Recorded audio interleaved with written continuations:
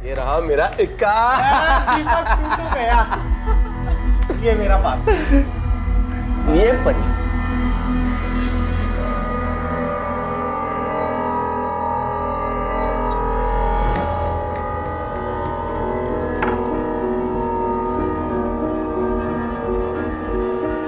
ये लीजिए मैडम, आपकी चाय। भैया ने मेरी शादी तो करवा दी, तुमसे दूर कर दिया। उस घर में एक एक मिनट मेरे लिए जंग है। मुझे घर वापस जाना अच्छा ही नहीं लगता। वहां रहकर भी बस हमारे बिताए हुए वक्त के बारे में सोचती रहती हूँ। बादल, मुझे अपने साथ ले चलो, मुझे वहां नहीं जाना है। दूर तो मैं भी नहीं रहना चाहता तुमसे, तो फिक्र मत करो, मैं कुछ करता हूँ। इस बार हमें कोई अलग नहीं कर पाएगा, तुम्हारा भाई भी नहीं। तुम लोग चाय पियो, 1 मिनट में आता हूं। अपने पत्ते देख।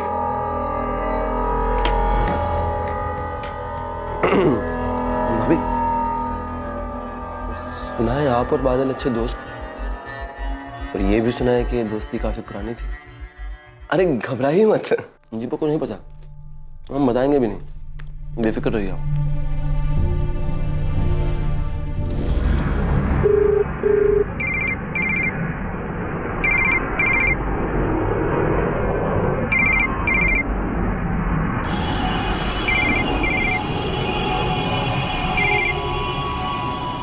टेक किया आपने बाबू?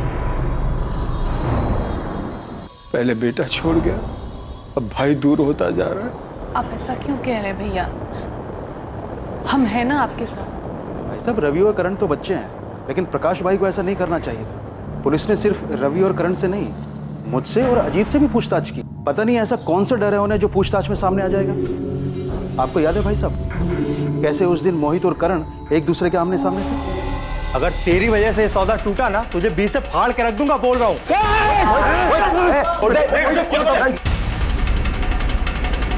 मुझे इसमें मत घसीटिए साहब, मुझे कोई बदला नहीं लेना है, ना मैंने कोई बदला लिया है।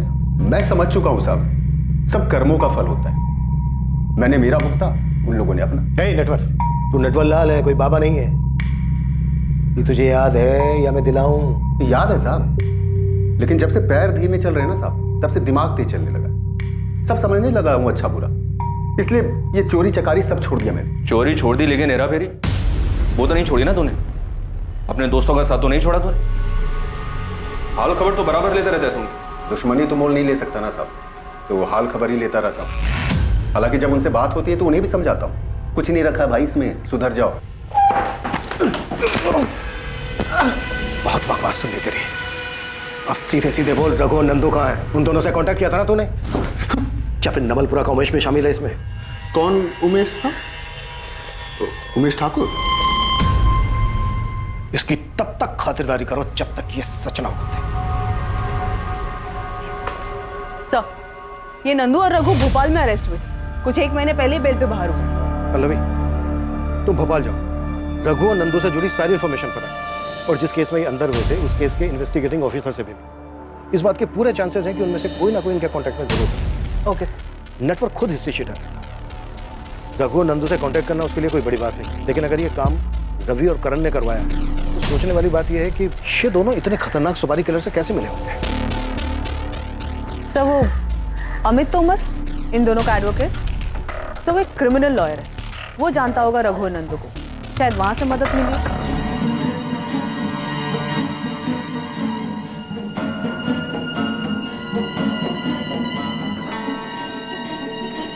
मामा जी, चाय। मामा जी, आप अभी तक उठे नहीं। मामा जी, मामा जी, मामा जी उठिए। अजीत, माँ, जल्दी आइए। मामा जी उठिए।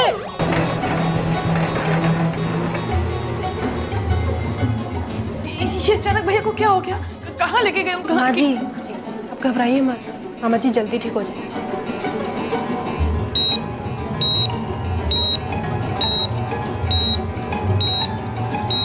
हम बहुत परेशान हैं गुप्ता जी, अगली किस्त के लिए कुछ तो मोहलत दीजिए। पिछली 4 किस्तें भी बाकी हैं। बादल ने कहा था कि 1 हफ्ते के अंदर सारी किस्तें चुका देगा। लेकिन आपको पता है ना बादल के साथ क्या हुआ? हम अभी भी उस दुख से इसीलिए हम इतने दिन रुके रहे, लेकिन अब और नहीं रुक सकते। पिछली बार भी जब आपके खेत में आग लगी थी तब हमने सब्र किया था ना। अब आपकी मुसीबत देखने जाऊंगा ना तो मैं खुद मुसीबत में आ जाऊंगा। गुप्ता जी मैं आपके पैर छूता हूं। देखिए विनायक जी प्लीज, इन सब से कोई फायदा नहीं है। मेरे हाथ से चीजें निकल चुकी हैं। मुझे खेत से ट्रैक्टर ले जाना है, प्लीज चाबी दीजिए। दीजिए प्लीज। दे दे बेटा, दे दे।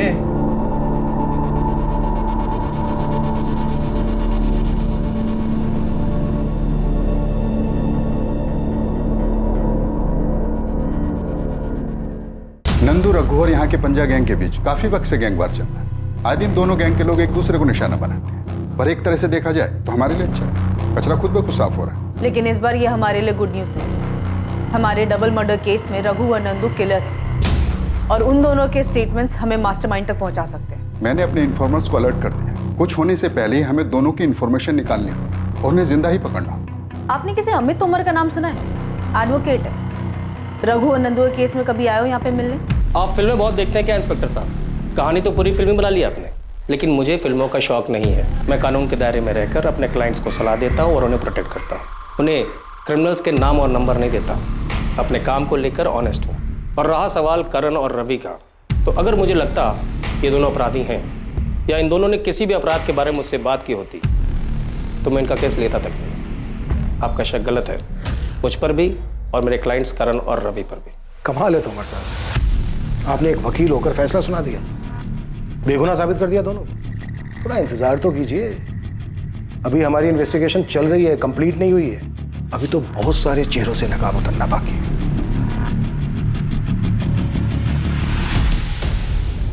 सुपारी किलर्स? हाँ, नंदू और रघु ये दोनों मध्य प्रदेश के कुख्यात किलर्स हैं। बादल और मोहित को मारने के लिए इन दोनों को हायर किया गया था। 10 से 12 सितंबर के बीच ये दोनों यहीं पालीपुर की एक लॉज में रुके थे। पर सर मेरा भाई बहुत ही सीधा लड़का था, उसने किसी का क्या बिगाड़ा था जो कोई इतने खतरनाक लोगों को उसे मारने के लिए भेजेगा? बस करो अजीत, मोहित कोई बच्चा नहीं था और उसी ने बादल को बिगाड़ा था। और सिर्फ बादल ऐसा था ही नहीं कि वो किसी शादीशुदा लड़की को लॉज में मिलने बुलाए। मोहित ही उसको बहकाते रहता था, प्यार के किस्से सुना सुना कर उसका दिमाग खराब करता रहता था ताकि वो प्रीति से मिलता रहे। और अब पता चल रहा है कि मोहित की किसी से दुश्मनी थी जिसकी वजह से मेरा भाई मारा गया। जैब तू चुप हो जा, मेरा मुंह मत खुलवा। तेरा भाई भी कोई दूध का धुला नहीं था। नटवर की टांग किसने तोड़ी थी? और मेरे भाई को भड़काया किसने था नटवर की टांग तोड़ने के लिए? तुम्हारे भाई मोहित ने। मार साले को, छोड़ना मत। ओ साहब, कब तक यूं ही बैठा के रखोगे? बोला ना कुछ नहीं किया साहब। साहब मेरी बात सुनो, मैंने कब का ये बुरे काम छोड़ दिए? चुप कर ना, जाके बैठ जा वहाँ पे। ओ साहब, बड़े साहब से बात करो ना। बोला ना चुपचाप बैठ। ओ साहब, साहब मेरी बात तो सुनो बैठ जा वहाँ साहब। पे। ओ साहब, बलवंत भैया ने अपना बेटा खोया है। कैसे भूल रहे हैं आप कि मोहित अब वापस नहीं आएगा?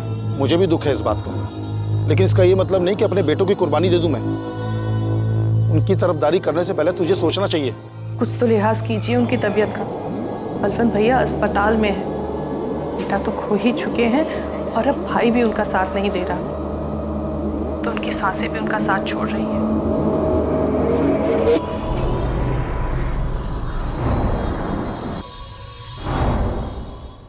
नंदू और रघु के भी दर्शन होंगे चाचा? होंगे। इस बार 5 देशी गड्ढे और गोलियों का चढ़ावा मांगा है दोनों ने। कुछ घमासान होने वाला है। आंखें खुली रखोगे तो दर्शन भी होंगे।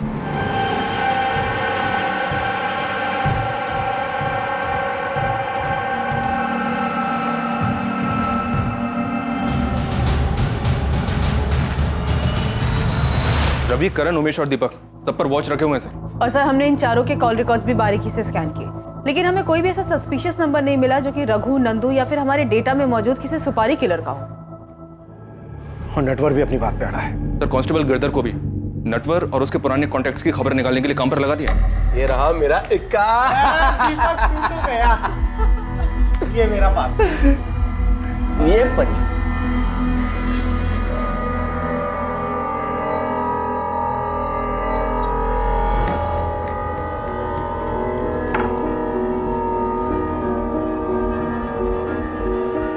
ये लीजिए मैडम, आपकी चाय।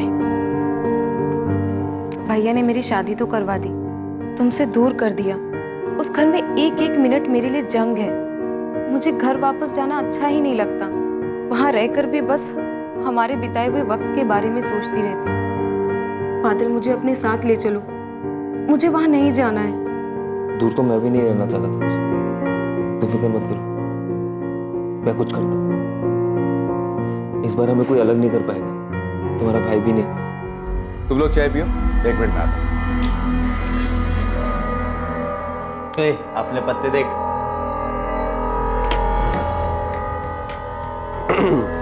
भाभी, सुना है आप और बादल अच्छे दोस्त थे, और ये भी सुना है कि दोस्ती काफी पुरानी थी। अरे घबराइए मत, मुझे को नहीं पता, हम बताएंगे भी नहीं, बेफिक्र रहिए आप। डॉक्टर ने कहा है कि आपको बहुत जल्दी डिस्चार्ज कर देंगे। भैया कैसे हैं आप? भैया मुझे माफ कर दीजिए भैया, वो कोठी जायदाद मुझे कुछ नहीं चाहिए, बस आप जल्दी से अच्छे हो जाइए और घर आ जाइए। मामा जी, आपको भले ही नहीं चाहिए, पर रवि और करण, उनका क्या?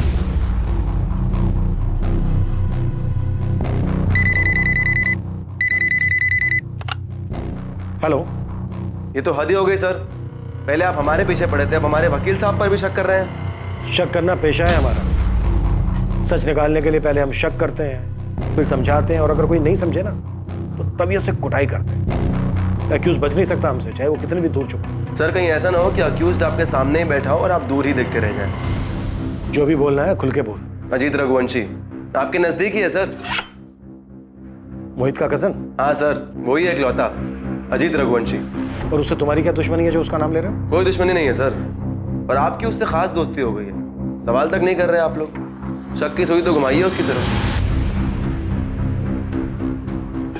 कुल्हाड़ी पर पैर मारने का शौक है तुम्हें रवि? अच्छा खासा ध्यान हटाता तुम लोगों पर। पुलिस को दोबारा ऐसे मत छेड़ना, तकलीफ हो सकती है तुम दोनों को। सर, अजीत का नाम सिर्फ हमें भटकाने के लिए लिया जा रहा है। मुझे भी ऐसा ही लग रहा है पल, लेकिन एक बात तो है, अजीत ने खुद सामने से आकर हमें कोई बात नहीं बताई, ना तो जमीन जायदाद को लेकर झगड़े के बारे में, ना ही नटवर के साथ हुए झगड़े के बारे में। तो ऐसा तो नहीं है कि ये जानबूझकर अनजान बन रहा है।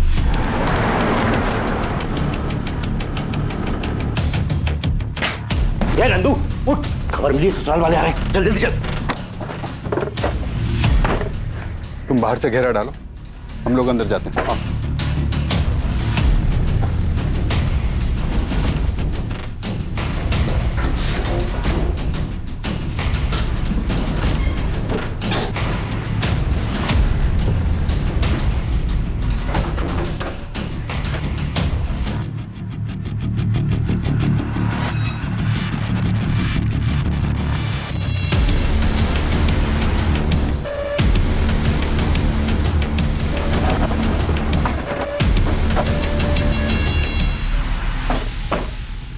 मैं बलवंत जी से मिलता हूँ, तुम आसपास पूछताछ करो।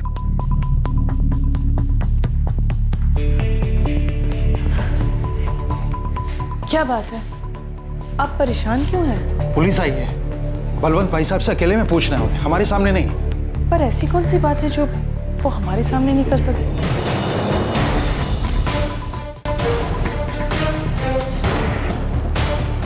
आप अजीत पे शक कैसे कर सकते हैं सर? अजीत और मोहित तो सगे भाइयों से भी बढ़कर थे। बलवंत जी, काफी प्रॉपर्टी है आपके पास, रवि और करण में काफी लालच है आपकी प्रॉपर्टी को लेकर। क्या अजीत के मन में ऐसा कुछ नहीं है? मोहित ने जायदाद को लेकर अजीत के बारे में कभी आपसे कुछ कहा? कभी कोई झगड़ा हुआ हो मोहित और अजीत के बीच? आप कुछ बता सकते हैं? मनहूस है ये जायदाद, और आप मेहरबानी करके अजीत को रवि और करण से मत आकी। अजीत बड़ा ही सीधा साधा और पारिवारिक लड़का है। मेरी बहन और बहनों ने उसे खुददार बनना सिखाया है।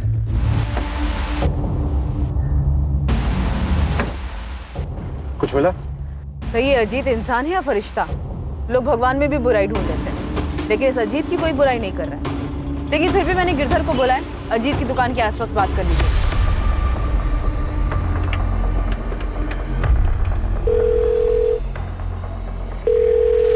Hello, sub inspector Sandeep Yadav. हाँ, कौन बोल रहे हैं? आपका शुभचिंतक, जिसे आप और कानून दोनों पर भरोसा। मेरे पास एक इंफॉर्मेशन है, मोहित चौहान के केस में आपके काम आएगी। कॉलोनी ने कुछ नाम बताया अपना? शुभचिंतक, और कानून पर भरोसा रखने वाला। मोहित और शिखा के बीच तलाशी है, उनके बीच में एक ऐसा रिश्ता है जो दुनिया से छुपा हुआ है। तुम्हें कैसे पता? कोई सबूत है तुम्हारे पास? मैंने कहा ना, मुझे आप पे भरोसा है, आप खुद ही ढूंढ लेंगे। डीसीओ से कॉल था सर। ये रवि और करण का ही काम होगा, खुद पर से शक हटाने के लिए अजीत को फंसा रहे हैं। पहले डायरेक्ट अजीत का नाम लिया और अब उसकी बीवी को बदनाम कर रहे हैं। सर, एक काम की इन्फॉर्मेशन हाथ लगी है। इसी गांव का एक आदमी है, उसने बताया कि अजीत और मोहित के बीच सब कुछ ठीक नहीं था। उसने दोनों को झगड़ते हुए देखा था। अजीत भाई, भूल जाओ उस बात को। देख, गुस्सा थूक दे, अब हमारे बीच ऐसा कुछ भी नहीं है। मोहित देख, हर रिश्ते की ना एक मर्यादा होती है जिसे कभी भूलना नहीं चाहिए। तूने वो मर्यादा पार कर दी। तू भाई है इसलिए चुप, पर दोबारा मेरी गैर मौजूदगी में मेरे घर में मत घुसना। अजीत, अजीत, अजीत मेरी बात तो सुन भाई। कौन है वो जिसने अजीत के खिलाफ बताया? मामूली सा किसान है सर, हिम्मत करके उसने अजीत का नाम लिया है। अब सामने आने की हिम्मत नहीं कर पाएगा। शिखा और अजीत से एक बार बात कर लियो, लेकिन ध्यान रहे विक्टिम की फैमिली है।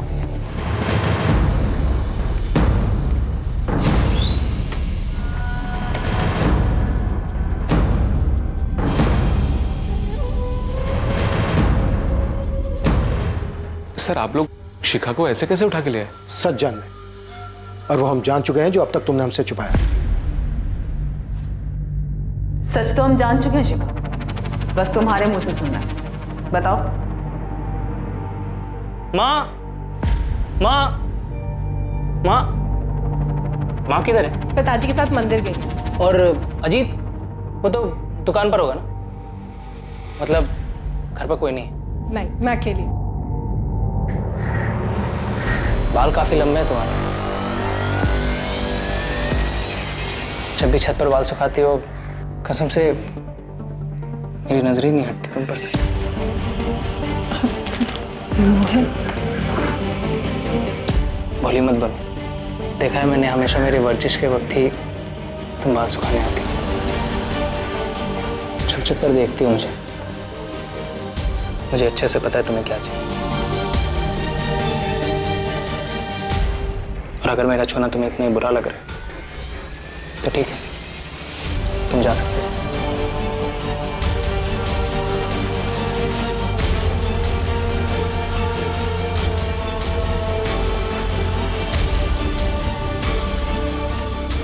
मुझे मेरी लाइफ के सबसे अच्छे और सबसे खास लोगों से ही धोखा मिला था। कब पता चला तुम्हें?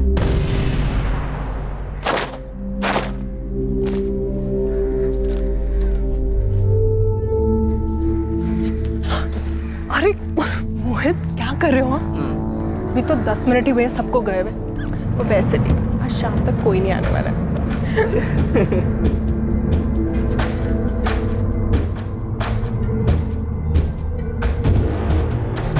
नहीं मैम, आप गलत कह रही हैं।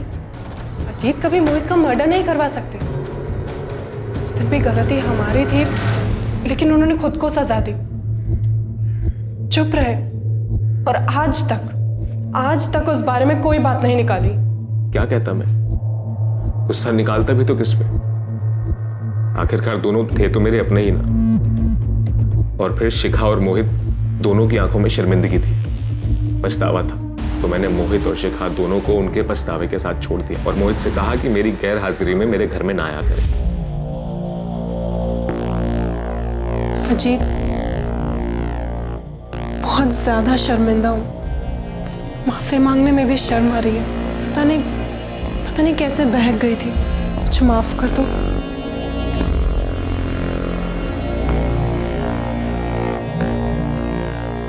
दोनों को माफ कर चुका था मैं। माफ कर दिया था या फिर किस्सा जड़ से खत्म करने का मौका देख रहे थे? आपको लगता है कि मेरे भाई को मैंने मारा है तो चढ़ा दीजिए सूली पे, लेकिन जिन बातों को मैं भूल चुका हूं ना उन्हें याद करूंगा और ना इस बारे में कोई सफाई पेश करूंगा।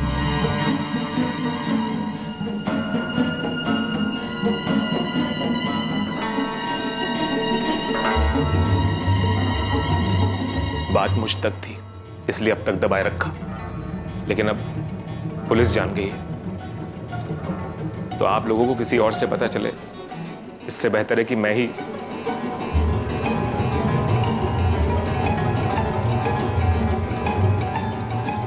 बहुत बढ़िया। मतलब आज रात को एक्शन होगा। एक्शन के लिए तैयार है ना?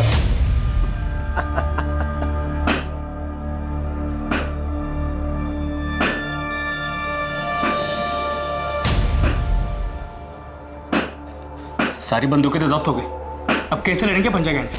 पक्का किसी ने खबर दी थी कि लोग गायत्री लॉज में हैं। खैर तू चिंता मत कर, कल बाबू के लोग आ रहे हैं इंदौर से सामान लेकर। उसके बाद पंजा गैंग की एक एक आदमी को दौड़ा दौड़ा कर मारेंगे।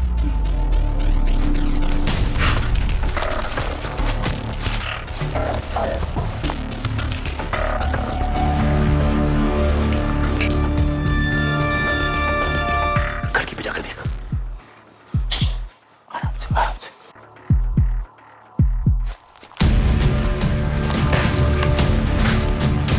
लगता है हमें चारों ओर से घेर लिया।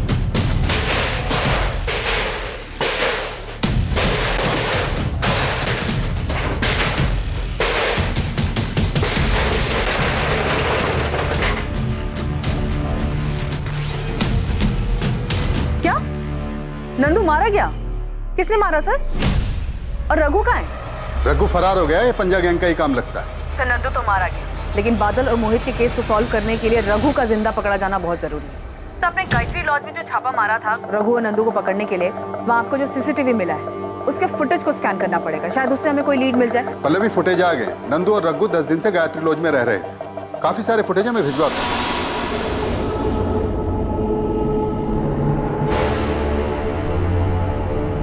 तो जिनको सुपारी मिली थी उनमें से एक बंदा मारा गया। अब हमारे पास ये सिर्फ रघु या आखिरी में। इससे पहले कि रघु को कुछ हमें किसी भी हालत में उस तक पहुंचना। केस के खुलासे के लिए रघु का जिंदा हाथ लगना पुलिस के लिए बहुत जरूरी होगा। सुराग की तलाश में पुलिस ने लॉज से मिले सीसीटीवी फुटेज को खंगालना शुरू कर दिया था और साथ ही उस अज्ञात कॉलर की खोजबीन भी जारी थी जिसने मोहित और शिखा के अफेयर के बारे में बताया।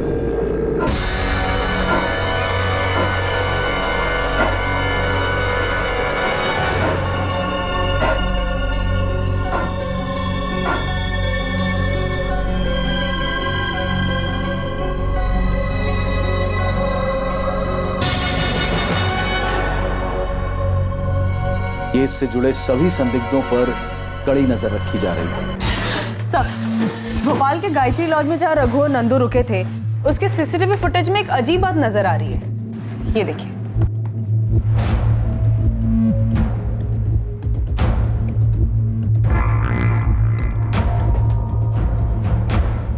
ये तो बादल है, ये अपने किलर से मिल रहा है। शायद बादल ने सुपारी दी। तो फिर खुद बादल क्यों मारा गया? और ये बादल रघु को कैसे जानता था? ये खतरनाक कातिल से मतलब बादल क्यों मिलेगा? यही सच है विनायक जी, बादल मिला था उससे। ये सब मोहित का ही किया जा रहा है। मोहित की बातें सुन सुन के आज बादल की ये हालत हुई है। अरे यार कितना टाइम लगाता है, कब से वेट कर रहा हूँ। तो वो मेरे जूते नहीं मिल रहे। चल चल।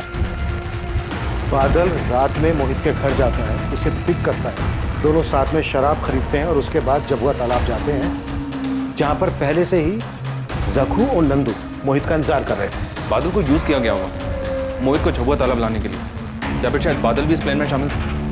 पूरा तालाब पहुंचते हैं और वहां जाने के बाद मोहित को मार दिया जाता है और इस मर्डर के पीछे जो कोई भी है वो बादल को डबल क्रॉस करता है और सुपारी किलर से उसे भी मरवा देता है। मास्टरमाइंड को बादल की जरूरत थी। मास्टरमाइंड ये बात अच्छी तरह से जानता था कि मोहित उसके कहने पर वहां नहीं आएगा। सर मुझे ऐसा लग रहा है कि इन मर्डर्स के मास्टरमाइंड ये रवि और करण है। इन दोनों को बादल की जरूरत इसलिए पड़ी क्योंकि मोहित इन दोनों के कहने पे वहां कभी नहीं आता। तो आप बोल रहे हैं कि हमने बादल को पैसों का लालच दिया और पैसों के लिए उसने मोहित को मरवाया, फिर हमने बादल को मरवाया। आप बोल क्या रहे हैं सर? वो दोनों बचपन के दोस्त हैं। अगर बादल को ऐसा कुछ भी पता होता ना तो सीधा जाके मोहित को बताते। और कोई क्यों मदद लेगा मोहित को मरवाने के लिए बादल? और बादल क्यों तैयार हो जाता? आप बताइए। बादल के पिता पर काफी कर्जा था, ये बात तुम लोग जानते थे। आप जानते हैं आपके बताने के बाद? इंस्पेक्टर तोमर आ रहे हैं। मेरे बेटे आपके किसी सवाल का जवाब नहीं देंगे जब तक वकील नहीं आ जाता। तो बुला लीजिए, क्योंकि कोर्ट में वकील की भी जरूरत पड़ेगी। यहाँ पर हमें जो पूछना था वो हमने पूछ लिया। अब आगे की पूछताछ लॉकअप में होगी, वो भी डंडे के साथ।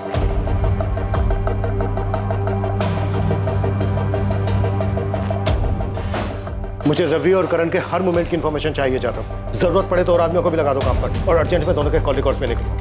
अल्लाह भाई, रघु पर क्या अपडेट है? सर मेरी भोपाल पुलिस से बात हुई है, वो लोग काम पे लगे हुए हैं। मैं भी बात करता हूँ। हमें किसी भी कीमत पर ये रघु चाहिए।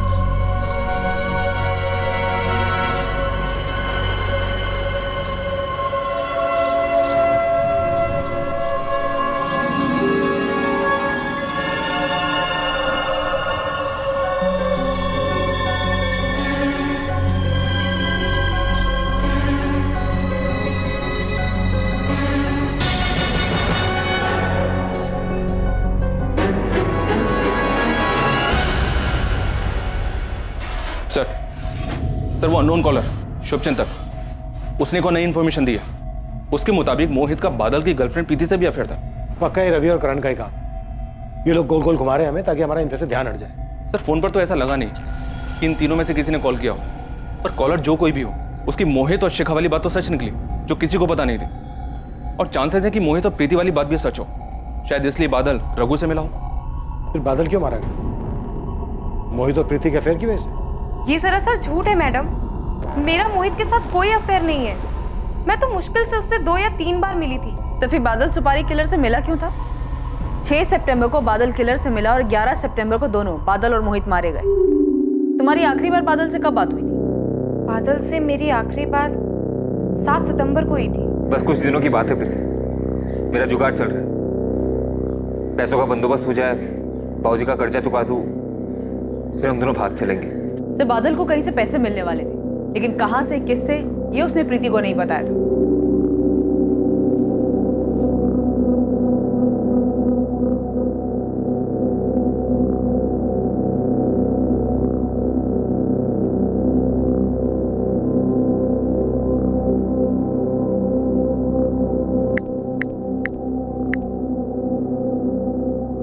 भाई साहब नटवर बोल रहा हूँ। हाँ बोलो। वो पुलिस आपके बारे में पूछ रही थी। उन लोगों ने बहुत मारा भाई साहब, लेकिन मैंने उन्हें कुछ नहीं बताया कि बादल का खेत जलाने को आपने कहा है। पिछली बार आपने पैसे दिए थे, उससे तो पैर टूटने की भरपाई हो गई, लेकिन भाई साहब पिछले 1 हफ्ते से आपका नाम नहीं बताने की वजह से पूरा शरीर तोड़वा कर आ रहा हूं। इसका डबल बोनस तो बनता है ना भाई साहब। कब लेने आओ भाई साहब?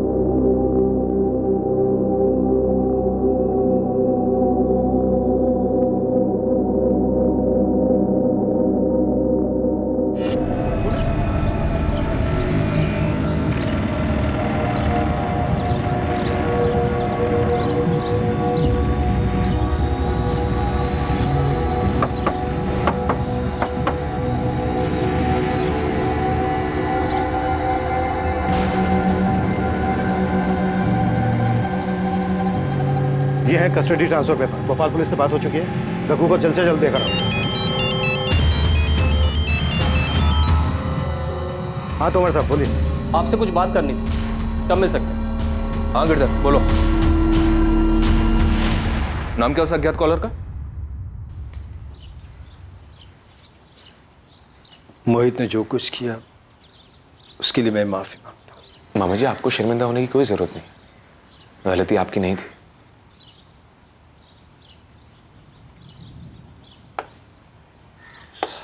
ये लो बेटा। मामा जी आपने सब कुछ सोच समझ लिया है ना? सब कुछ सिर्फ मोहित को देना ठीक रहेगा? बेटा मैं तो चाहता हूं कि रवि और करण को भी कुछ दो, और मोहित को बुरा लगेगा। तेरे जैसा बड़े दिल वाला नहीं है। अजीत, मैं अपनी वसीयत बदलना चाहता हूं। ये है एडवोकेट नवीन शुक्ला, मिस्टर बलवंत चौहान के लॉयर। कुछ सेंसिटिव पता चला तो मैं इनको आपके पास ले आया। देखिए मैं आपको सब कुछ नहीं बता सकता, क्लाइंट की प्राइवेसी का ख्याल करना होता है। ये मर्डर केस है इसलिए बता रहा हूँ। बलवंत चौहान ने अपनी वसीयत तैयार करके रखी थी, जिसमें उन्होंने सब कुछ अपने बेटे मोहित के नाम किया था। दूसरा कोई हिस्सेदार नहीं था, लेकिन उस वसीयत में एक ऐसी कंडीशन है, एक ऐसा क्लॉज है जो आम तौर पर कोई नहीं रखवाता। कैसी कंडीशन, कैसा close? I am sorry officer, वसीयत की बात है, वो तो आपको बलवंत चौहान से ही पूछना होगा। इंस्पेक्टर ये लीजिए, ये वसीयत के कागजात है, साफ साफ लिखा है इसमें, सब कुछ मोहित के नाम। वसीयत में तो आपने सब कुछ मोहित के नाम ही लिखवा रखे। ये क्या बलवंत जी, ये कैसी शर्त है? कैसी शर्त? क्या लिखा है इसमें? पढ़िए। अगर मोहित को कुछ हो जाए तो उसकी मौत के बाद मेरा सब कुछ मेरे बहन के पति कैलाश रघुवंशी के नाम कर दिया जाए। बलवंत जी, ये पेपर आपने खुद तैयार करवाए थे या फिर किसी को कहा था पेपर तैयार करवाने के लिए?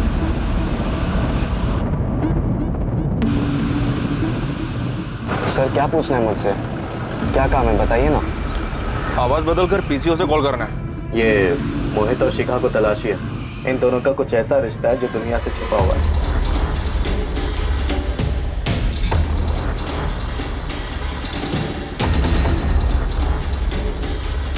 सर मैंने वो कॉल सिर्फ मोहित को बदनाम करने के लिए किया था।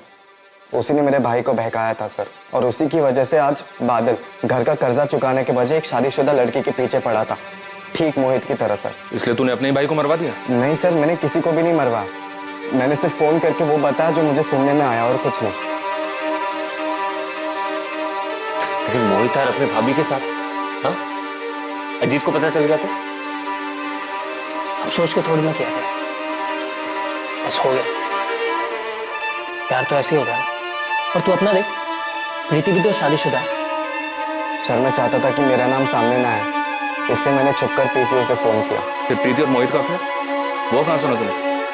प्रीति ने तो नकार दिया। सर प्रीति अपने शादी के बाद भी अपने पति को धोखा दे रही थी। कल जाके सर वो मेरे भाई को भी धोखा दे सकती थी। मैं चाहता था उसका भी नाम उछले, उसकी भी बदनामी, इसलिए मैंने दूसरा कॉल किया और मोहित और प्रीति की कहानी सुनाई। अपनी कहानी सुनाना बंद कर और हमें ये बता, मोहित और बादल के मर्डर के बारे में क्या जानता है तू?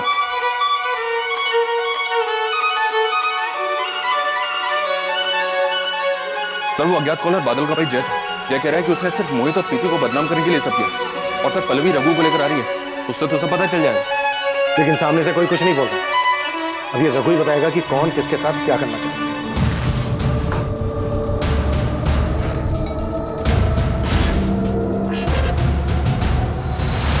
पर अजीत ने वसीयत में ऐसा क्यों लिखवाया? कोई और बात नहीं थी, सिर्फ सेफ्टी के लिए लिखवाया था पापा का। तो फिर ये बात बलवंत जी से क्यों छुपाई? क्योंकि तूने कभी माफ नहीं कर पाया। तू अच्छी तरह से जानता था कि शिखा तुझसे ज्यादा मोहित को पसंद करती थी और तू देखने के अलावा और कुछ नहीं कर सकता था। कोई पछतावा नहीं था उन दोनों को। हाँ, नहीं माफ कर पाया उन्हें मैं। कैसे माफ करता? मेरे मना करने के बाद भी मिलते थे, बार बार मिलते थे। कैसे बर्दाश्त करता? मेरा भाई, मेरी बीवी मेरे ही पीठ में बार बार खंजर घोंप रहे थे, और रही कहीं कसर इस बलवंत मामा ने पूरी कर दी। मुंह से बेटा बेटा बोलते थे, दिल से कभी माना ही नहीं बेटा। तो मैं तो चाहता हूं कि रवि और करण को भी कुछ दो, और मोहित को बुरा लगेगा। मामा जी ने सब कुछ मोहित को दे दिया, मेरा जिक्र तक नहीं किया। और वही बेटा मेरी ही बीवी के साथ, सबने मुझे समझ क्या रखा है? सारी कुर्बानियां मैं ही दूं? मेरी मां ने मेरे हिस्से का आधा प्यार मोहित को दे दिया, उसका कोई बोल नहीं। मैंने हमेशा उसे छोटे भाई की तरह संभाला, उसका कुछ नहीं। मोहित को कैसे मारा और बादल रघु तक कैसे पहुंचा? हाँ गुप्ता जी, आपको सारी किस्त मिल जाएगी। अब मुझे कुछ और वक्त चाहिए। हाँ वो क्या है ना, कुछ महीने पहले मेरा खेत जल गया था, तो इसलिए। हाँ मैं करता हूँ। हाँ मैं जल्द से जल्द करता हूँ। हाँ। क्या हुआ? नहीं माने बैंक वाले? नहीं यार, 5 लाख का कर्जा है ना? हाँ। इतना तो मोहित से मांग सकता है। नहीं, दोस्ती के बीच में पैसा नहीं लाना मुझे। तो मैं एक जुगाड़ बताऊं? 5 लाख कमाने। कैसा जुगाड़? कल मिल मुझसे। कहाँ?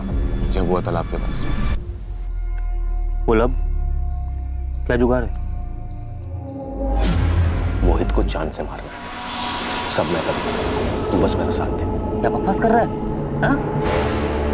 मजाक कर रहा है? नाटक मत कर। तू अच्छे से जानता है कि मोहित शिखा के साथ क्या कर रहा है। जानता हूँ और ये मानता भी हूँ कि गलत है।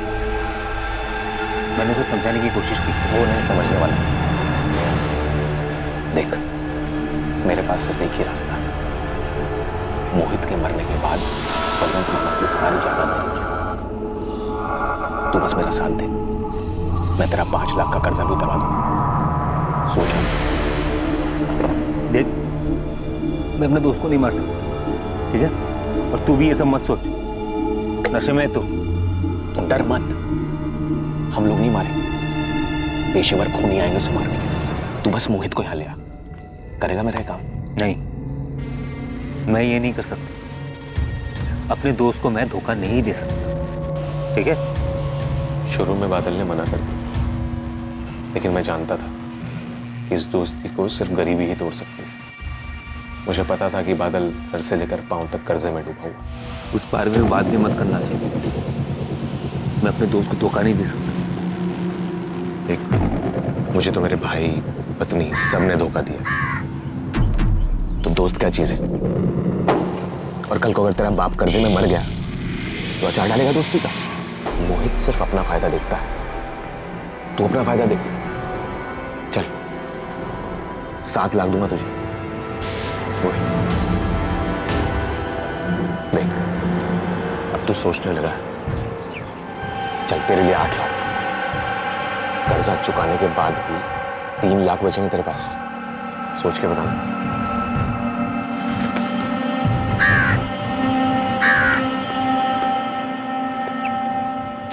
आखिर इतने सालों की पक्की दोस्ती में दरार आ ही गई। क्या सोचा फिर? तैयार हूं मैं, लेकिन 10 लाख लो और जायदाद का एक हिस्सा मेरा। मंजूर? मैंने एडवांस देने के बहाने जानबूझकर बादल को रघु के पास भेजा। अजीत ने बादल को भेजा था, हमें उसी से पैसे मिले थे। ठीक है, निकल अब तू रघु और नंदू जैसे क्रिमिनल्स तक कैसे पहुंचा? कुछ साल पहले हमारे यहाँ एक लड़का काम करता था, वो जानता था नंदू को। फिर 11 तारीख को कैसे मारा? 11 तारीख को मैं दुकान का कुछ सामान लाने के लिए जबलपुर के लिए निकला। प्लान के मुताबिक बादल मोहित को झबुआ तालाब वाले जंगल के पास लाने वाला था।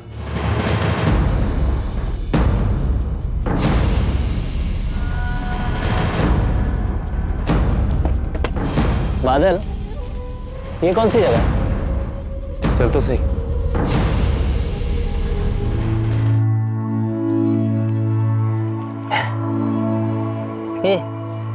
क्या हुआ? इतना चुप क्यों है?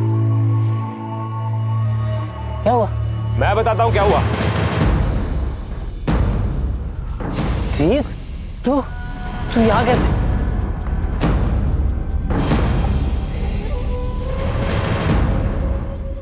हे अजीत, क्या है ये सब? भाई हूं मैं तेरा। और शिखा तेरी भाभी है। समझाया था तुझे, हर रिश्ते की एक मर्यादा होती है, उसे पार नहीं करना चाहिए। तुझे ऐसा नहीं करना चाहिए, और मेरे साथ तो बिल्कुल भी नहीं। बादल, समझा ले इसे, कुछ भी बोल रहा है। हे भाई अजीत, कसम से ऐसा फिर से कभी नहीं होगा। बादल, बोलना इसको कुछ भी। बादल, बादल, बादल। मरवा दिया मैंने मोहित को, अपने धोखेबाज भाई को। रिश्तों की मर्यादा कुचल दी थी उसने। अब उसका मरना जरूरी था। बादल को क्यों मारा? ये क्या कर डाला हमने? हाँ? अरे बाप है ये बाप, अपने भाई जी ने दोस्त को पैसों के लिए मार दिया। कुछ बोल दूंगा, मुझे नहीं चाहिए पैसे, मैं अपना गुनाह कबूल कर लूंगा। लाशों को सोमबाग ले जाना और बादल के फोन से मुझे और जय को कॉल करने का मकसद सिर्फ इन्वेस्टिगेशन को गुमराह करना था। तुझे क्या मिला 2-2 जान लेकर? आप नहीं समझेंगे सर, जिसके साथ धोखा होता है ना, वही समझ सकता है बस। धोखा तो तूने भी दिया है अपनी माँ को, उससे उसके 2-2 बेटे छीन लिए। एक को मरवा दिया और एक मरने तक जेल में रहेगा।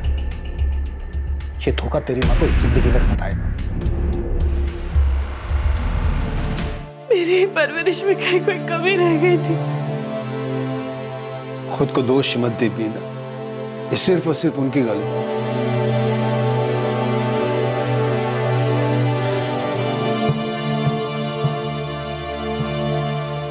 उमेश देख, प्रीति तो कुछ बता नहीं रही। तू जानता है तो सच से बता, क्या प्रीति का उस लड़के से अफेयर था?